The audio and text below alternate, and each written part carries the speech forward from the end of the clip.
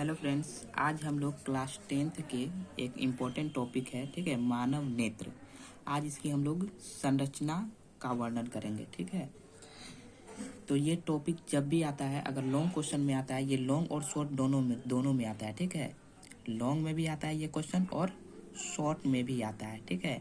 Long question में आएगा तो 6 मार्क्स में आएगा और शॉर्ट क्वेश्चन में आएगा तो 2 मार्क्स में आएगा। याद रखिएगा दोस्तों, अगर आप एक बार इसको कंप्लीट कर लेते हैं तो आपका 6 मार्क्स भी कंप्लीट हो जाएगा, ठीक है, और 2 मार्क्स भी कंप्लीट हो जाएगा। लेकिन एग्जाम में या तो लॉन्ग क्वेश्चन में आएगा या फिर शॉर्ट क्वेश्चन में आएगा, दोनों एक लॉन्ग और शॉर्ट दोनों नहीं आएगा, ठीक है दोस्तों। तो चलिए आज हम लोग देखते हैं मानव नेत्र के बारे में, ठीक है। इससे पहले यदि आप लोग चैनल पर नए हैं तो इस चैनल को सब्सक्राइब कर लीजिएगा और बेल आइकन दबा दीजिएगा। आइए दोस्तों, तो ये है हम लोग का मानव नेत्र। पहले आइए हम लोग समझते हैं इसमें कौन सा चीज़ क्या है, ठीक है। तो ये जो है ना, सबसे पहले ये नेत्र का अगला उभरा हुआ भाग है कॉर्निया, ठीक है। ये वाला भाग है पुतली, ठीक है। यहाँ पे जल द्रव भरा रहता है, ठीक है, जिसे नेत्रोद कहते हैं।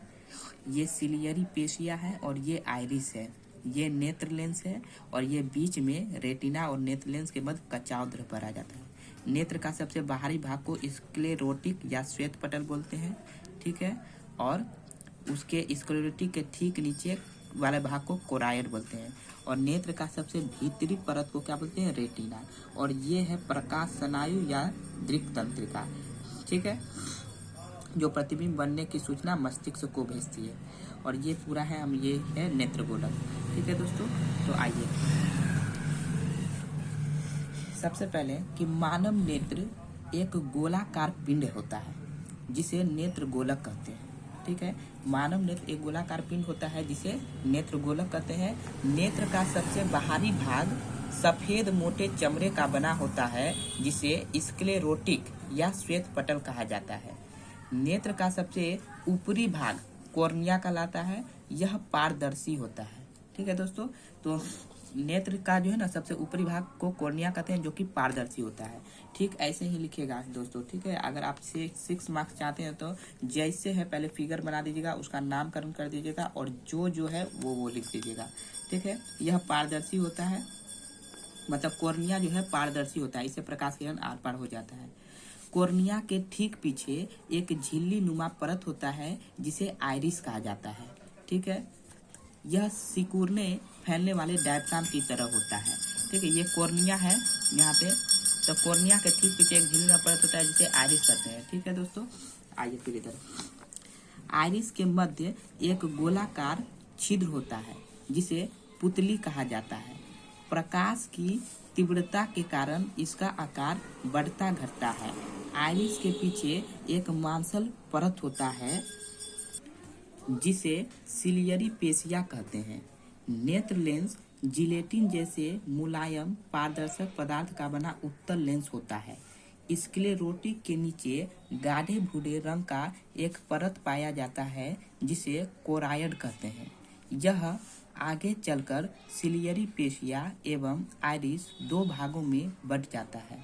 नेत्र का सबसे भीतरी सूक्ष्मग्राही परत रेटिना कहलाता है, मतलब नेत्र का जो सबसे उसे रेटिना कहते हैं। नेत्र का सबसे भीतर वाला पार्ट को क्या बोलते हैं? रेटिना। यह सबसे नेत्र का सबसे भीतरी पार्ट है, इसे सूक्ष्मग्राही परत कहते हैं। यहीं पे प्रतिबिंब का निर्माण होता है दोस्तों, ठीक है।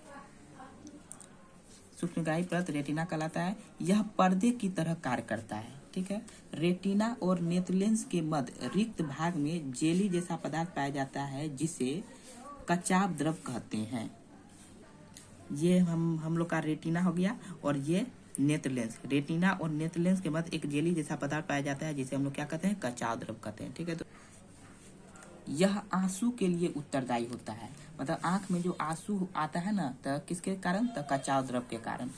अब कॉर्निया एवं नेत्र लेंस के मध्य जल जैसा तरल पदार्थ पाया जाता है जिसे नेत्रोद या जल द्रव कहा जाता है। यह नेत्र को गीला रखता है, ठीक है दोस्तों। ये कॉर्निया और नेत्र लेंस के मध्य जल जैसा पदार्थ पाया जाता है जो नेत्र को गीला, मतलब नमी बनाए रखता है, ठीक है। ठीक है दोस्तों, तो एग्जाम में बिल्कुल ऐसे ही लिखिएगा, ठीक है। अगर आप 6 मार्क्स चाह रहे हैं लाने के लिए, ठीक है, या फिर 2 मार्क्स, तो सेम ऐसे ही लिखिएगा, पहले फिगर बना दीजिएगा, फिर इसका संरचना का वर्णन कर दीजिएगा और फिर यहाँ पे।